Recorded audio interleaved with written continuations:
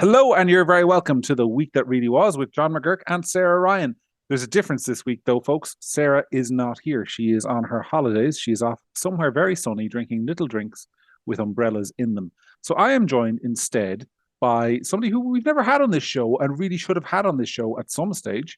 And that is my friend and colleague and Gript.ie's most intrepid parliamentary reporter, Mr. Ben Scallan. Ben, welcome to the show.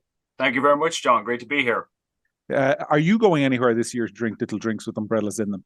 No, the plan is since my wife and I were expecting at the minute, so that's a fun kind of adventure in and of itself. So we weren't planning on going anywhere too crazy. Oh, that's We're right. keeping it domestic for the time being. I think there's actually, I don't know if it's a rule, but it's kind of frowned upon to fly when you're at a certain gestational period. I think is Very silly. the You're entirely correct. I completely forgot about that. Not that you were expecting, but I forgot about the rule about flying. So, what's it like?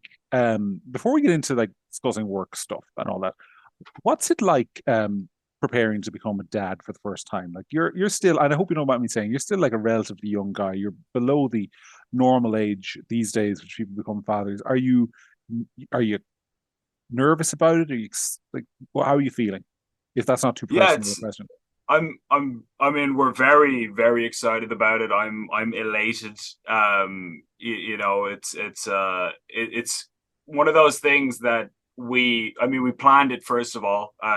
We got married and then we decided after a certain amount of months, we were like, let's have a baby. So there was nothing kind of shocking or unexpected, but um, I think the it changes instantly as a young man, your whole perception of your life, because in some ways it I found it's made me a lot more um brave in that I can imagine, as a man you have these thoughts going through your head, like what if there was a break in the house, or what if we were walking down the street and somebody tried to mug us or whatever. Mhm. And in those situations I can tell I feel like I'd be a lot more courageous than I would have been to protect, my this new family that I've created. But then on another level, I feel more risk averse because I just feel like there's so much more to lose. You know what I mean? That Mhm. instantly I felt the weight of it as soon as we'd kind of processed the fact that we're expecting, and I was like, wow, there's actually a human being in the world who is fully dependent on me, and if anything were to happen to me, it would be an irreversible disaster in this person's Yeah, life. I remember asking another friend of mine a very the same question, and he said, I said, what's the biggest thing that's changed in your life now that you're going to have a baby? And he said to me, well, the most immediate thing that's changed is that I've noticed that I drive about 10 miles an hour slower around every corner. Um, Mm. because he just said, you're suddenly conscious that there's a whole little defenseless human being that is not entirely dependent, but who really needs you to stay alive. Um, and I think that was a great way of summing it up. And you're kind of echoing that in what you're saying. Yeah, Um, yeah. I think, I mean, like we had a shoot a couple of weeks ago that Gary was suggesting I go down and record this area where there was a bit of rumors of drama, and supposedly there were some scuffles and things like that. And I know there was a time where, like, maybe even as recently as a few months ago, where I would have jumped at that. Excuse me, where I would have jumped at that and thought, oh yeah, this will be great content. But the first thought that went through my mind was, I don't know, that's a bit dangerous, which I never really felt that way before. I think when you're in your early 20s, you're much more ambitious as a man, and you want to get out there, and you're willing to do kind of crazy Evel Knievel stunts, and you want to walk yeah. into like the middle of a far left protest and start waving a mic in Oh, people's look, faces, and if they punch you, you think, oh cool, this will make for for great content. look. But yeah. I can tell you that when I was in my early 20s, I was an idiot, particularly behind the wheel. I was an idiot. Um, I never killed anyone or got killed, but I drove. I, I I don't want to make it sound to the listeners like I was, driving on the wrong side of the road, but I was just generally like a lot of young lads. I was driving too quickly, and generally, you don't realize how quickly you can be killed, how instantaneously it can all be over. And that's something that I think you naturally get as you grow a little bit older. You become more aware of your own mortality. But talk to me, Ben, about you mentioned the protest you didn't want to go to. I'm going to ask you in a little while about sort of interviewing government ministers and all the stuff you've been doing recently. But you actually have an insight that I don't have into sort of the immigration protests that have been going on over the last couple of, so I suppose you might say 6, 9 months in Ireland, because you've been to them, you've been there. I've sent you to go and cover them and do videos and come back. I don't go myself because I don't live in Dublin, number one, and I just don't have the opportunity to go. And I think it'll be inappropriate for me to go as well. Is the other point. But you're there, you're covering them as a journalist. What's your sense of, first of all, sort of media assertion that these are just far right infiltrators coming every week to these events, and it's not really local people? What's your sense of that? Is there any truth to that? Is there a partial truth to it? What's the story? I mean, I would say that literally any political movement in the history of the world is going to have a small section of fringe people who are attached to it. I'm sure there's people who come in who are not locals, who have their own agendas or whatever. That's also true of left-wing protests. That's true of all kinds of issues. So I think the issue is not really, do those people exist? Are there fringe elements? I think the real issue is it by and large a valid point being made by the protests? And are there a whole load of people behind those fringe individuals who are genuinely regular, mostly apolitical people who have a genuine concern about an issue? And I think it's certainly the latter when you actually go and talk to these people. I mean, there was one woman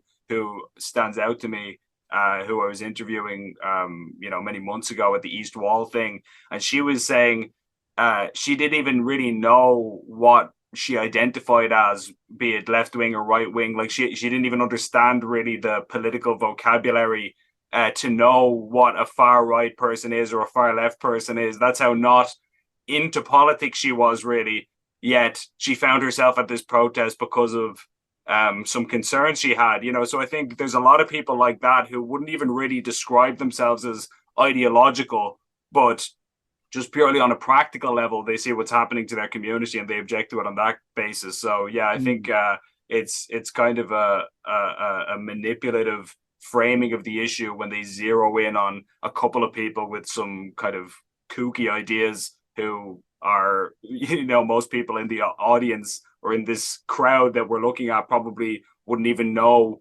half of what that person is saying or understand it if they were to explain it to them. Mm-hmm. Yeah, I thought that is my sense looking from afar as well. And I know obviously you and I have had conversations about this off the air. We talk every day. But that is my sense as well, that there is, of course, naturally, there are people who have made this immigration issue their life's mission. They feel very passionate about it. They're traveling around the country to, as they see it, offer support to local communities. But they're not. The local communities are real and their concerns are real. And the one of the things that really frustrates me as somebody who's in the media is the way in which so many journalists seem eager to find any reason they can to discredit local protests. They're looking around and they're looking for a particular individual with a video camera and say, "Oh, I saw him in Dublin. He's here now. Clearly, this is just the far right traveling around the country." And they're looking to latch on to something so they can say to the public, "This is, you shouldn't go to these. It's extremists. It's whatever." That's my sense of it as well. You want to know how non-ideological most Irish people are. I'll never forget this. This was like a really funny anecdote that I always tell people, that when I was running for the general election a few years ago, I was going door to door and I was giving people a pitch, and I would consider myself a conservative person. I'm not afraid of that word. I wouldn't consider myself left-wing by any means. But I gave this guy my pitch and I said, "This is what I plan to do and these are my policies." And he said, "Oh, that's fantastic. I couldn't agree more. That's unreal, man. I'll be voting for you and every other left-wing candidate that comes through here." And I obviously, you'll take a win where you can get it. I just said cheers and moved on. But I thought that's so funny that obviously this is a person who is not particularly familiar with what the sides of the political spectrum mean, and why should he be? In a sense, I think that if a politician is delivering results for you in your area and they're doing the things that you want them to do, what label they want to put on themselves or what they call themselves, I don't think most people have time to get a degree in political philosophy and to understand these kind of vague, nebulous, airy-fairy concepts. I think that it'd be a lot better if we got down to the practicalities of how are these things going to work out for me practically in my life on a day-to-day basis. It's way too much ideas on both the left and the right, I would say. People aren't really as committed to concepts as they are to their bills and crime and things that they're actually going to run into when they walk outside their house. Talk to me a little bit about running for election, because it's something you and I have in common. We are both election losers, but we are both people who run for election. And there's no shame in being an election loser, which of course is something that only election losers would ever say, but there isn't. Um, I remember I ran in 2011. It was just after the crash. I was honestly, I was at a bit of a loose end, and I thought, I do have things I think are worth saying. I think it's worth challenging the way the country is being run. I remember Fianna Fáil were clearly going to lose the election. Fine Gael were clearly going to win it, and I thought, I don't have confidence in Fine Gael's plan for the country. But if you don't say it and stand yourself, no one else is going to say it. That was my view. So I ran a campaign. I got few percent of the vote or whatever it was. But it put me off running for election forever. Did your experience put you off running for election forever, or how did you come to do it, and what lessons did you take away from it? I think if I was going to do it again, which I'm not saying I would, but hypothetically, if I was going to do it again, I would definitely not have picked the constituency that I did, because I ran in Dublin Bay South, which I mean, I think I was literally about 21 or 22 years old at the time. And so I really didn't have any political experience or knowledge of what I was doing. It was really, last minute cobbled together campaign. And I've since kind of come to realize that I'm pretty sure that's the most liberal constituency in the entire country. I think it's even more liberal than Dunleary and so on. So the kinds of ideas I would have been coming with probably would not have been too well suited to the place that I attempted to get them over the line. So yeah, and it's so difficult as well. I mean, I think what a lot of people don't realize about Irish politics is, I remember I stood in Cavan Monaghan, which is a much more conservative and inverted commas constituency than Dublin Bay South as it now is. But the sheer scale of it is something. It's 100 kilometers from one end to the other, and Irish people expect, if they're going to vote for somebody, they don't expect to meet every candidate, but they have a much higher chance of voting for somebody if they've actually met them. And that constituency you ran in, I remember long before I ever was involved in Gript, I remember knocking on doors in it for the Cinda Creighton. And it would take you like a year to knock on even 60% of the doors. So it's so huge. It's such a huge. People, I think, don't realize what a huge undertaking it is, which is why I tend to have a slight soft spot for our elected politicians, because they have to put in so much work just to get elected. And I'm guessing you had a fairly small team, like I did. Oh yeah, it was literally like on a good day it would maybe be like 8 or 9 volunteers and people who just very generously offered to give their time because they believed in the ideas that we were talking about at the time.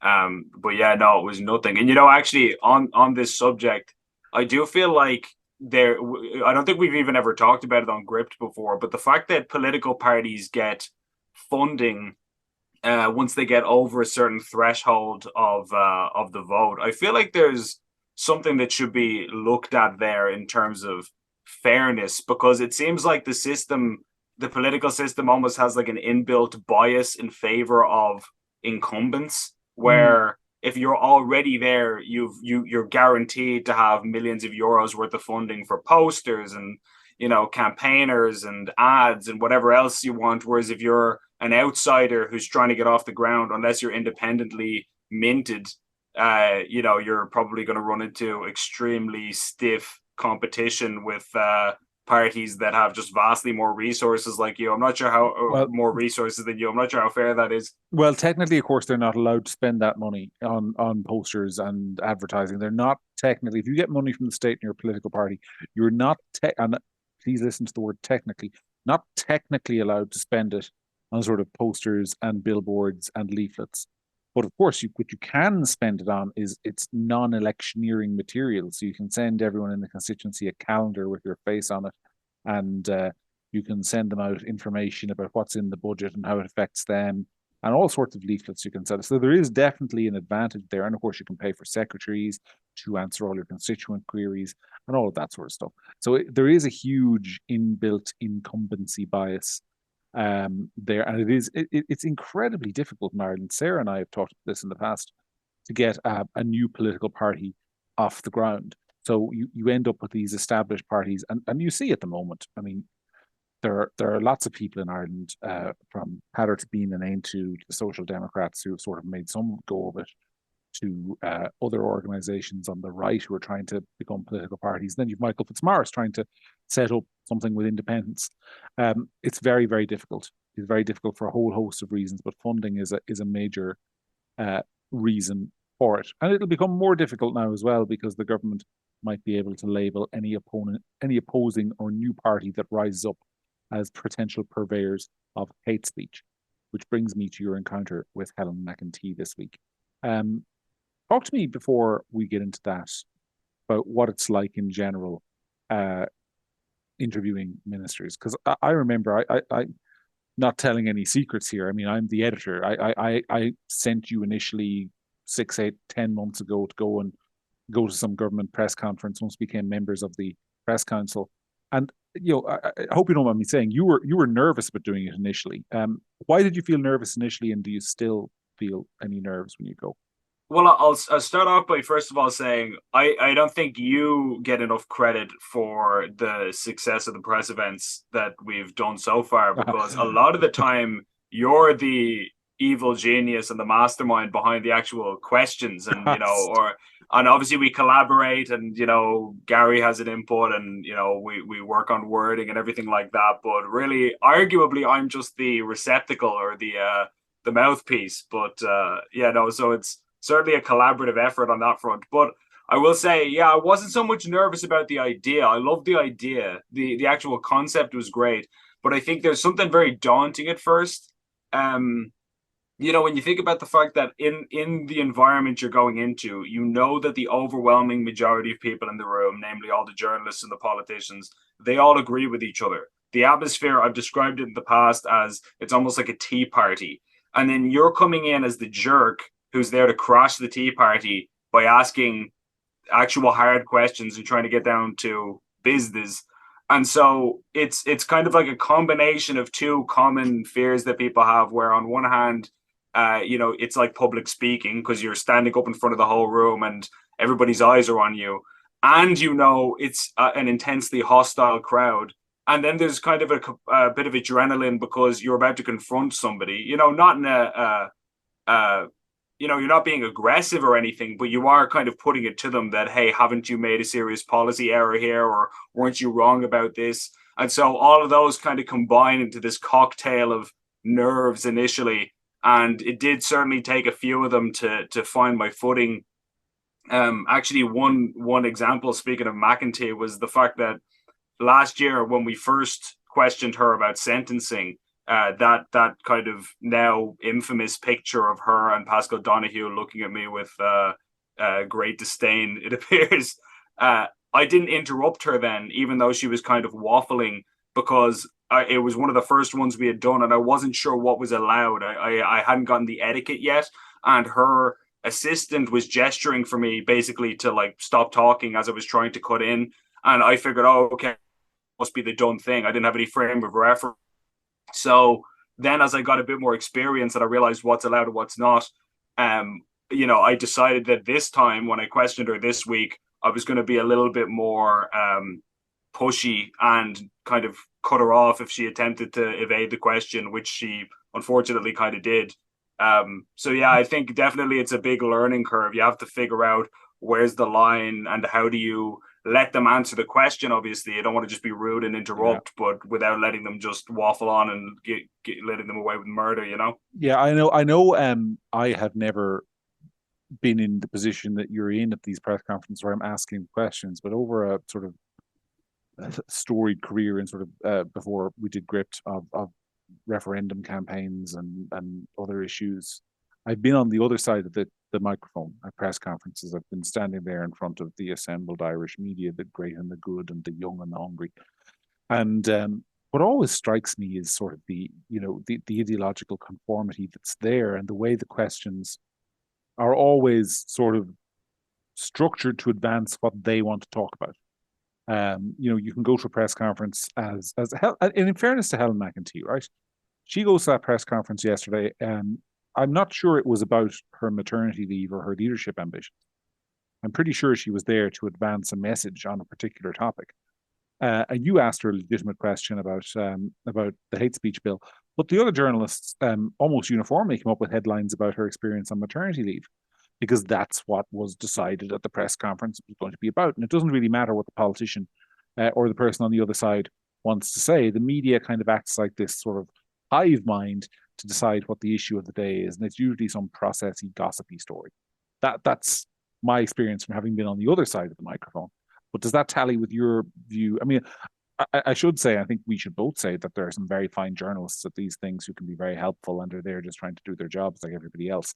But the collective impact is, I think, sometimes a bit of a journalistic hive mind.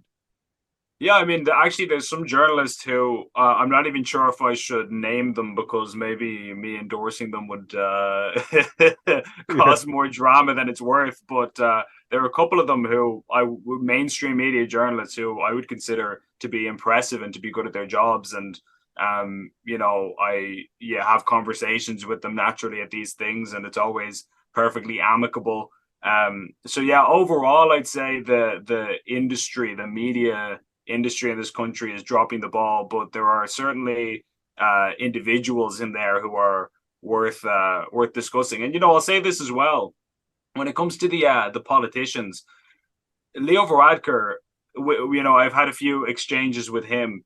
To his credit, he's actually answered every single question I asked him. If you listen back to them, whatever you think about the quality of his answers, and obviously a lot of people were not satisfied with the quality or what the actual content was of what he said, but he didn't evade it, and he didn't try and obfuscate or answer a different question. He did tackle it head on, for better or for worse. So I think that is worth giving him some points for, compared to some others who just totally go off script as soon as you stop talking. Yeah, and I also think it's very important. You probably gave me too much credit a few minutes ago, but the one thing that I've always been keen that we accomplish as a news outlet from going to these things, like our job is not. There are many people out there, and a good few of them are our readers, right? The chances are, if you're a Gript reader or a Gript listener, you're listening to this podcast, you probably aren't simpatico with the views of the government. There's a reasonable chance, or maybe you're a frustrated Fine Gael or Fianna Fáil supporter. I don't know, but you're probably not necessarily happy with how things are going in the country if you're listening to a podcast like this or you're reading a website like Gript. That said, it is not our job ever to make ministers look bad. That's not what we set out to do, and that's a really important red line. The only job that we have is to put a question to them that we think is fair, that we don't think other people are asking, and we think a lot of people are interested in the answer to. And I think that's such a really important red line. And I think there was a great example of it with Helen McEntee yesterday, where you just asked her, as it wasn't yesterday, it was Tuesday of this week, I think, or Wednesday. But you simply asked her to account for a statement she had made in the Shannon, which didn't appear to be backed by evidence. And after that, I think I'll offer my opinion. I thought she made herself look terrible in her answer, but that's not the objective. That's not what you're there to do. And I think that's one of the reasons why you've developed this cult following amongst people, is because you're one of the few people doing that. You're not there. Everyone knows you have a view of the world. I've got a view of the world. Your colleagues from the rest of the media have a view of the world, which may not be as obvious, but is there. But you're not importing that view of the world into your questions. I think that's so important. Yeah, I appreciate that. And I mean, to just give an example, I remember when I had an interview with Darragh O'Brien, the housing minister, and I was asking him about our Ukraine policy. And while I didn't agree with almost anything he said, he gave really fair answers, really reasonable answers, even if you disagree with them. He I didn't feel like he was trying to evade the points. I didn't feel like he was trying to be sneaky or anything. He just had a different perspective on the issue. And again, I think if you ask a question and they give an answer that isn't absurd and it's not a lie and it's not terrible, at a certain point you go, okay, fair enough. I've done my job and you've done your job, and that's kind of the give and take of what a press briefing is supposed to be. Even when you don't necessarily agree with the politician in question, it's only the time to press them, I think, is when they try to evade it. It is when they get angry or frustrated that you're asking them about a certain topic. That's when there needs to be a little bit of pugilism verbally. But yeah, definitely I think there's a big difference. I don't know if we want to go there, but there are other outlets that the government have said themselves they feel like these outlets are only out to get the government and take them down effectively, and for that reason they don't really have any credibility. Here, maybe we should cut that out. I don't know if that's No, I no, want to no, go no, there. no, no, no, no. We'll talk about it. I mean, because Micheál Martin said this specifically referring to the ditch, Yeah. where Micheál Martin said they were out to bring down the government. Now, to be honest, I mean, let's be honest. I mean, we have we're not in the business of taking down. We're in a very different space than the ditch are. I want to give the ditch fair credit where it's due. I mean, they do investigative work. They're very good at the investigative work they do. They've uncovered some bona fide scandals, and some ministers have resigned as a result. So perhaps we're less of an immediate threat to the government than Micheál Martin is, and perhaps if we became a threat, we might get that treatment as well. But that said, I do think it's very, very important for everyone to know that is not our agenda. Like as editor of Gript, I don't have an agenda to take out the current government. I think as a matter of as a person, as a voter, I think it will be better for the country where they're not elected, but that's a decision for voters to make. Our job as a media outlet is to hold them accountable for the promises they made and the decisions that they're making, and to ask them to justify those to people who are skeptical of them, which is actually, when you think about it, providing the government with a service and providing the public with a service. That's the job of the media. That's what we do. So yeah, I think it's really important that you don't go down the road, not you, but one doesn't go down the road of becoming a sort of screaming partisan who's out to damage one set of politicians and elect another.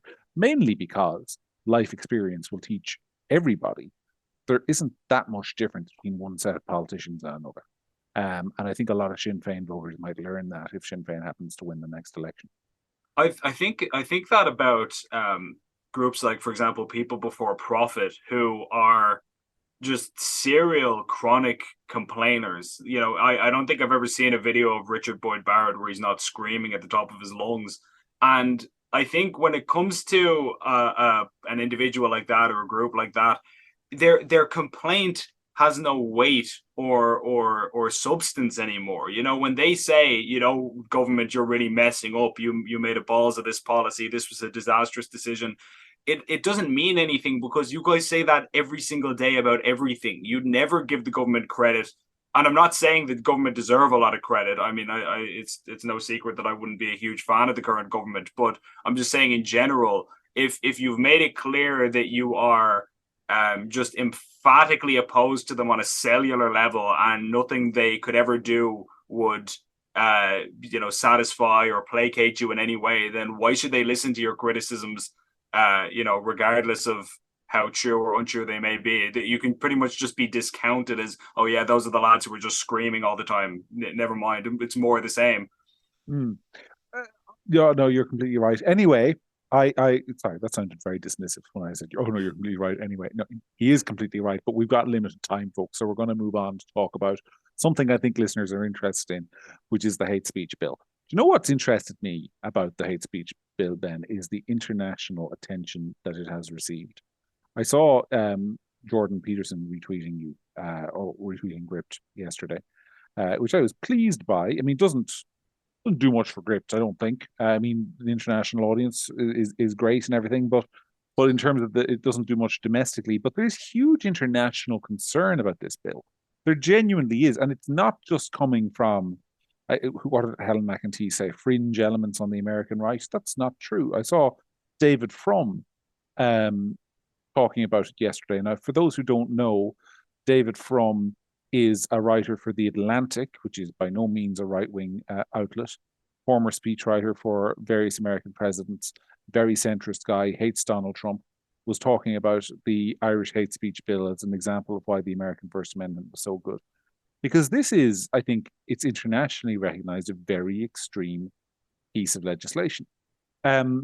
What's your sense been of, is there any degree to which Irish politicians are even remotely cognizant of the fact that around the world they are being used by people as an example of what not to do?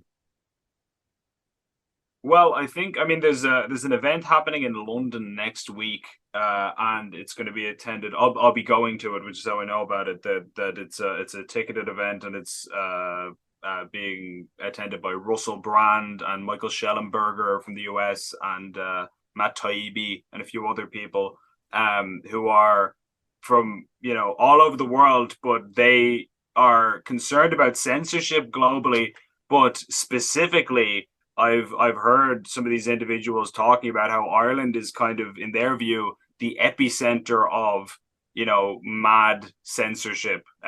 We rival even Canada, which at one point would have been considered one of, if not the worst country in the West for censoring its own citizens. But yeah, no, they've certainly, other countries and people around the globe have started to take a real negative interest in Ireland, in the sense that they're saying, what are you guys doing? And I think, if anything, it's weird because the government, as you know, their kryptonite is foreign scrutiny. Basically, everything they do is to impress people overseas, be it those in Strasbourg or Brussels or wherever else it might be. It seems like there's a kind of an internationalist focus to most policies that we pursue in this country. So I think that if the rest of the world are the ones who are saying, hang on a minute now, what are you guys doing? That should, in theory, make them stop at their tracks. So I'll be curious to see if that actually hinders them or slows them down at all. It's interesting you say about the international bent, because I always think, going back years ago to having a conversation with somebody in Europe who was talking about the Irish groups that showed up to various meetings. And anytime a topic like reproductive rights, in inverted commas, came up, the Irish attendees would always apologize and profusely tell other attendees that they were really embarrassed about Irish abortion laws and working to change it. That they were, and not necessarily on the floor of the meeting, but like in conversation, they would always be like, "Oh yeah, we're so terrible. We're working to make Ireland more liberal and more progressive." They were embarrassed internationally by any sense that they were representing a backward country, in inverted And commas. it's a great example of that is the fact that one of the most commonly used arguments for any issue in this country is, we're out of line with the European norm, or the international best practice. We're not living up to this standard that most countries in the OECD or whatever else it is pursue. And in some circumstances that could be meaningful, depending on the issue, but a lot of the time it'll be a kind of a subjective moral issue like abortion, or whatever other kind of issue you want to look at, a controversial issue, and it's seen as an argument in and of itself. The fact that everybody else is doing it, we're obviously the idiots because we're not following them. And it never occurs to us, it's like we don't have the self-confidence as a culture and as a society to say, no, actually maybe we got it right and you guys are all the idiots. That's what a confident nation would do, but that seems to never occur to anybody in power, that we Yeah. should actually be proud of the fact that we're different and that we don't think the exact same way as people in Germany and Italy and everywhere else. What I always find, I think, is very hard pill to swallow for some people is that most countries don't think of us at all. I mean, no one ever is concerned about what Ireland is doing because we're not that important. I just, sorry, complete aside, but there's a story this week about people deflating the tires of SUVs in Dublin to try and get Irish people to stop driving enormous SUVs, which are apparently polluting the climate. And I can only laugh, Ben, because a couple of years ago, I remember driving down I-4 in Florida. I-4 is the main highway, goes roughly horizontally across the state of Florida. And anyone who's driven on a major highway in the US will know that Irish SUVs look like toy cars beside the kind of thing that the average American soccer mom drives to drop the kids to school. It's basically a monster truck. Yeah, exactly. And there are millions of these things.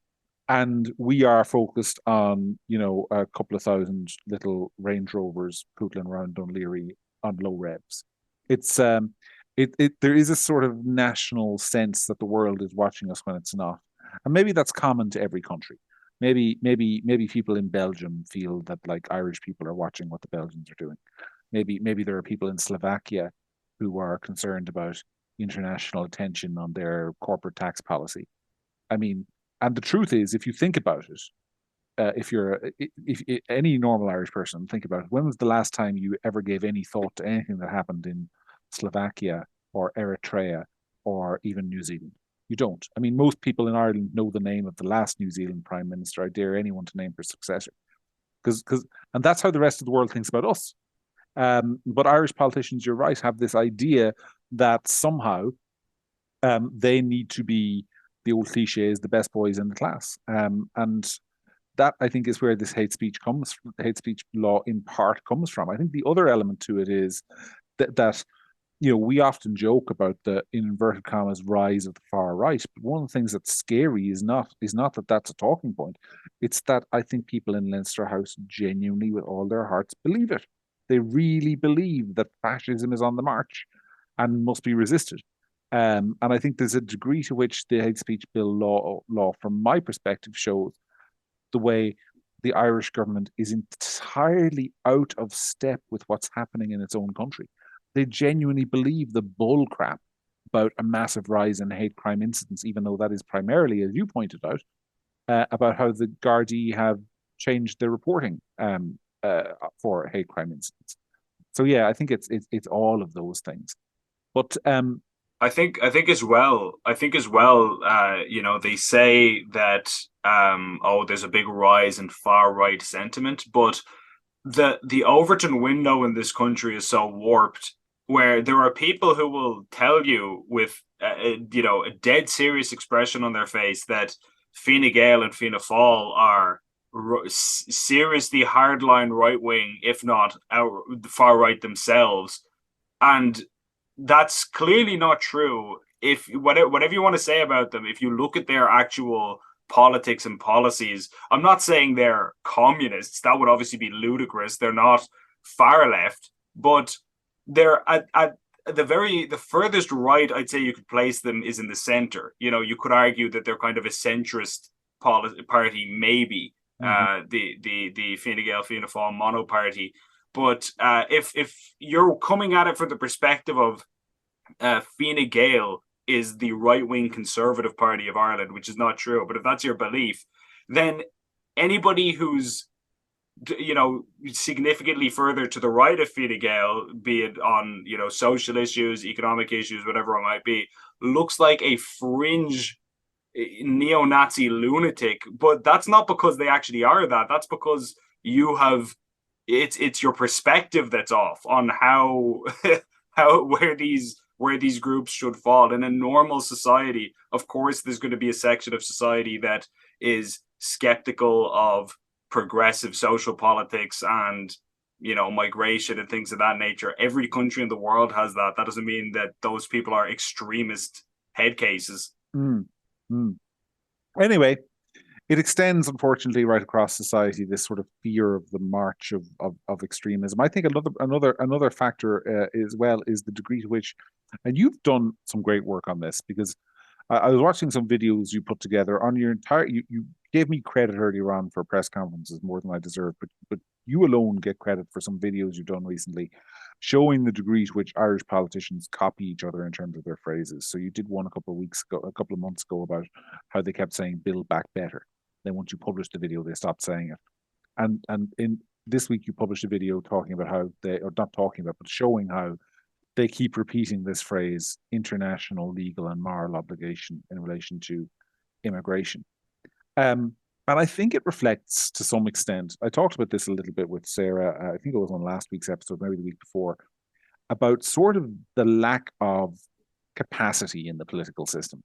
That there are a lot of these people who, with, and I say this in the most respectful way that I can, but I'm going to say it, just aren't really what you'd call great thinkers. They're not in politics because they initially decided that they want to change the country. In some cases, they're in politics because their father was in politics. In other cases, because they were involved in the local community, got some votes to fix potholes, and then the party nominated them to be a TD. But they end up sort of just latching on to what everyone else is doing. And the other thing is, because we have this PRSTV electoral system where everyone has to get transfers from everybody else, it really pays to stick close to the herd and not be too different, because you're Fine Gael TD, you want Fianna Fáil voters to give you transfers and Labour voters to give you transfers and so on and so forth. So you have to kind of stick within what the herd is saying. And so the idea that there will be people with views outside of the herd is sort of instinctively frightening to them, because they kind of feel that they represent all of Irish opinion because they're in Leinster House. And the idea that they don't is frightening to politicians, and they reject it, and they come up with these explanations like, oh, this must be extremist. I think there's a huge element to that, because sometimes I think you'd find when you talk to these people, when the cameras aren't rolling, they would agree with you about a lot of what people are saying, particularly on an issue like immigration. Am I right? Yeah, I mean that seems to be the general attitude. I was told by a Fine Gael TD senior. I won't say again. Obviously, I won't say who it is, but he said to me in private that he understands and in many cases agrees with a lot of the concerns that people have, not just around immigration, but around issues like uh, gender. All of these contentious topics. And he says he was expressing his frustration because he said, he's been in politics for however many years, and he feels like he has a mandate, and he's a elected member of parliament, and he should be allowed to say what he wants to say. But he was of the opinion that he'd get in serious trouble if he was ever to voice said concerns at a meeting, or to say, what, actually, I think so and so has a good point, and maybe we are doing we're running this immigration thing in the wrong way, or whatever it might be. And so there's even politicians, I think, who are they feel kind of beholden to the mob, and whether that mob comes from within their own party or outside it, and people who would surprise you, who don't buy into this stuff, and who are actually probably more in alignment with our own views than they would be with the current policy, and yet they'll vote for the policy anyway out of fear. And you could call that cowardice. You could criticize that, and you could say that's wrong, and it probably is. But it is interesting that not every single member of the government is like this diehard ideologue who is fanatically obsessed with letting in unlimited refugees and going to the making Ireland the most climate insane country in the world. There is actually a lot of ideological diversity even within the parties that are pushing this. It reminds me of the Ronald Reagan. I think it was Ronald Reagan. Somebody will tell me if I'm giving Reagan a quote that he didn't say, but I think it was him who said, in response to somebody who questioned him once about some particular issue and why should you vote for him, he said that, look, if you agree with me 80% of the time, you should vote for me. But if you agree with me 100% of the time, you should see a psychiatrist. And I'm thinking of that because in terms of what you're saying, in the hate speech debate in the Shannon this week, Fianna Fáil Senator Dennis O'Donovan, who I think made the entirely correct decision propose this piece of legislation. But something he said really stuck with me, which was that he said, I've been in politics for 30 years, and this is only the third time I'm ever voting against my own party. I'm sorry, but that's a problem. If you have been in politics 30 years and you've agreed with everything Fianna Fáil has done and voted for them every time but three in 30 years, and all the votes in the Shan, the Dáil, and the Oireachtas, that's a problem, because I guarantee, I mean, Dennis O'Donovan, he's not insane. He doesn't need to see a psychiatrist. He's a very capable politician. But the law of averages would suggest that there are dozens, hundreds of occasions over the course of his 30-year career that he has voted for stuff he doesn't agree with. That's just the law of human nature. And probably felt compelled to swallow a lot of that whole. And I think the hate speech bill is a really good example of that in practice, because I think both of us have probably been talked to a whole range of politicians in the government parties who are deeply uncomfortable with this legislation, deeply uncomfortable with it, but kind of feel like there's nothing more. I mean, poor old Joe O'Reilly. God help Joe O'Reilly. A lovely man, a very fine senator, a very committed to his community, works really hard, does everything a politician needs to do. But somebody wrote for him a speech this week in which he said that we needed a hate speech bill because jokes could lead to radicalization. I mean, I'm sorry now. I'm going to, Joe, you have a right of reply. You can come on this show next week. But I don't believe he believes that. I do not believe he believes that. I believe he's reading out what somebody in the press office wrote for him.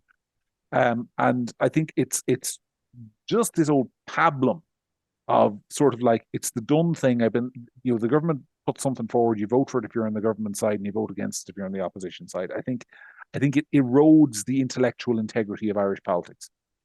That's one of the big problems, I think, and I don't know if this is unique to Ireland. It's probably true of most countries. I'd say this is, as you say, just a part of human nature, and it's the way people operate. But you do get a lot of people who would vehemently oppose a political party, but vote for a candidate in that political party because they like them as an individual. And with few exceptions, you kind of want to look at those people and say, you do realize that they will vote with the government. There's an overwhelming chance that whatever you hate about, be it Fianna Fáil or Fine Gael or whoever, that they're going to make that happen. Even if, as we were saying here, even if they oppose it on an individual personal level, and he's a really sound lad, that's not going to make any difference when it comes to the actual vote. I mean, I did a vox pop on the street a couple of months ago where I was interviewing people about whether or not they would vote for Bertie Ahern for president. I know the presidency is a little bit different to being a TD, but it still kind of conveys the point that there was one woman who said she'd absolutely vote for Bertie Ahern. She'd be delighted to do so. She thinks it'd be fantastic if he ran for president. But then when I asked her, I said, do you think he would benefit Fianna Fáil now that he's returned to the party? She says, oh, well, I hope not. I hate Fianna Fáil. And do you think how... But this is the way a lot of people think, that they're able to successfully compartmentalize and separate the candidate from the larger political vehicle. But I don't think that's always a wise thing to do, because sometimes the guy who's great at fixing potholes outside your house is also going to obey the whip when there's a risk of it being cracked. So I don't know. It's one of those things that I wish people would think about more when they're giving people out their number one. Well, 10 more years of doing what you're doing. If somebody else doesn't snap you off us, and you'll probably be an expert and have all the insights and maybe run for election again at some stage. I have to say, I'm never going to run for election again. It was a depressing experience, I found, not because just because of the way Irish politics work. I mean, one of the things that you learn very quickly when you're running for election in Ireland is that voters don't really care about policy. And I mean that sincerely, and I don't mean it in an insulting way. And I'm not saying voters are irrational. Voters make rational decisions. They vote for the person who delivers for them. So that's how you have this situation in the country where everyone wants housing and everyone votes for people, or says they'll vote for people who'll solve the housing crisis, but they actually vote for the politicians who'll object to the housing that's proposed in their local estate.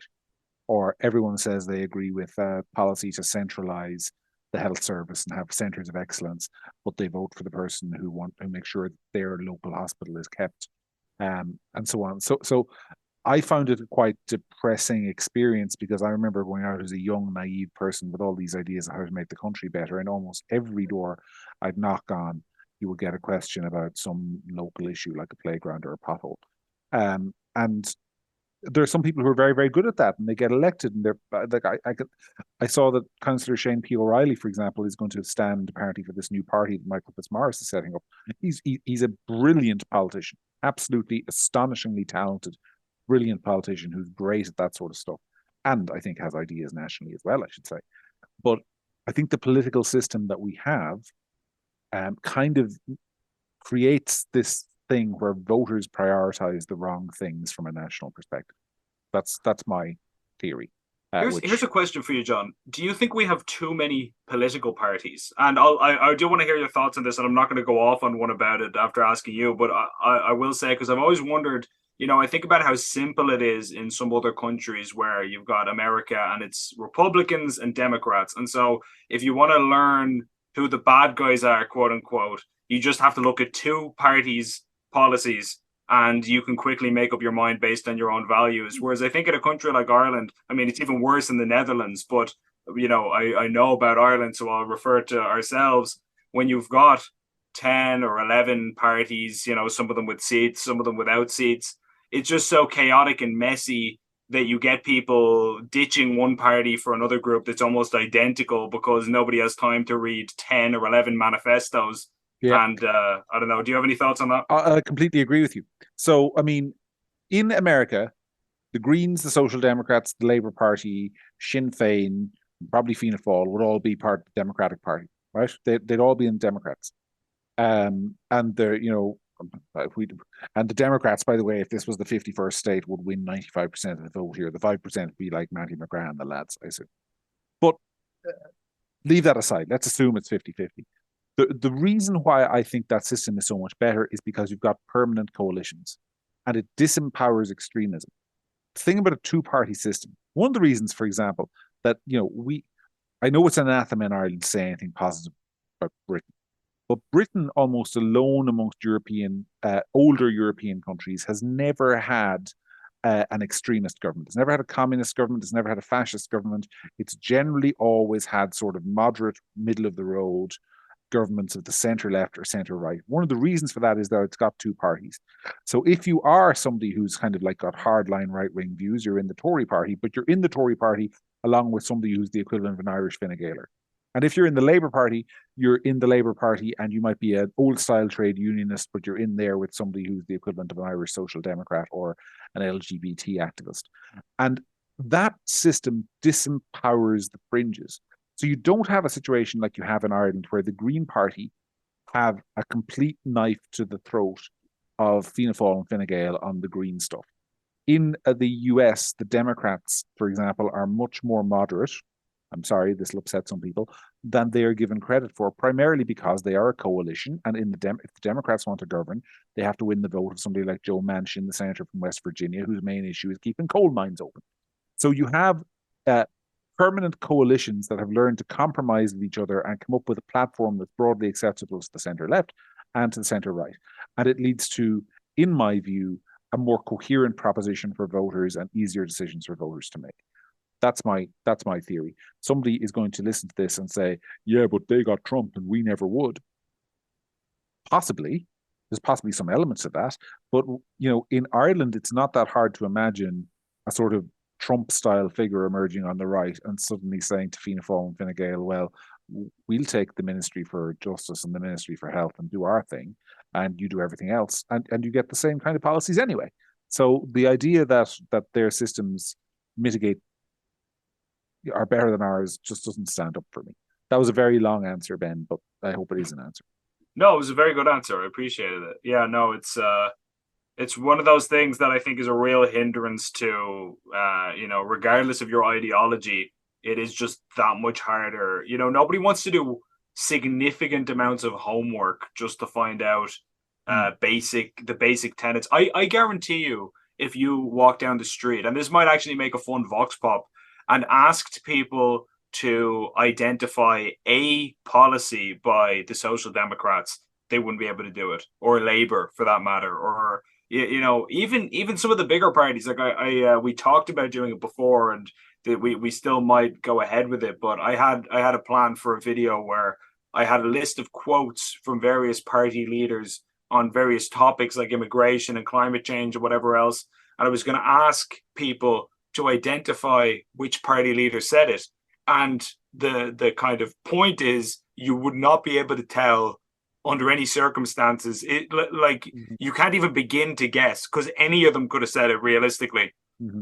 And there's kind of no clues, and so it's not even really a gotcha or a trick question. It just sort of exposes the fact that there's no way you could possibly know a you know, Labour Party manifesto from you know, some of the other parties on, if they didn't have the logo on it. If you Yeah, just had the raw policies and the information, you'd be like, this could be almost any party in the state, and that's yeah, a bit of a yep. disaster. Yep, and then they all put stuff in their manifesto that no one voted for because no one reads the manifestos, and then they implement it on the basis that, well, everyone voted for it. It was in our manifesto.